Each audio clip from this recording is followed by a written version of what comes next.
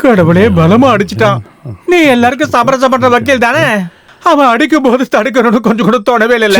ஐயோ, 101 அடி அடிச்சதுக்கு அப்புறம் தான் உன் உடம்புல இருந்து பேய் போகும்னு சொன்னாங்க. ஆனா 98 அடி தான் அடிச்சிருக்காங்க. அடிச்சதெல்லாம் சரியா எண்ணி வச்சிருக்கீங்களா? ஆமா, என்னாம பூஜைக்கு கட்டு கட்டா பணத்தை கொடுத்தது நான் தான். தேவையில்லாம பேசாத ஆனந்தா. எவ்வளவு பணம் செலவானதா என்ன? இதுக்கப்புறம் நம்ம ராஜாவும் மந்திரியும் தானே? அப்படியா? ஆனா ஒரு சந்தேகம். தமிழ்நாட்டு சரித்திரத்துல ராஜாவும் மந்திரியும் ஒரே ரூம்ல படுத்து தூங்கினாங்கன்னு கேள்விப்பட்டதே இல்ல. ஒன்னா இருந்தாலும் எருமை மேல படுத்துக்கலாம் இல்லையா? எருமை மேல படுப்பியோ வீதியில படுப்பியோ எங்கேயாவது போய் படு. இந்த பஞ்சு மெத்தையில படுத்ததுக்கு அப்புறம் நான் எருமை மேல போய் படுத்துக்கிறேனே.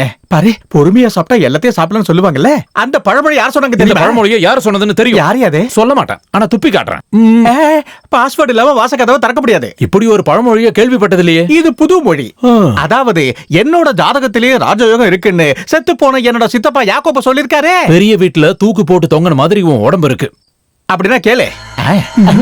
ஐயோ, மறுபடியும் கேக்குதே.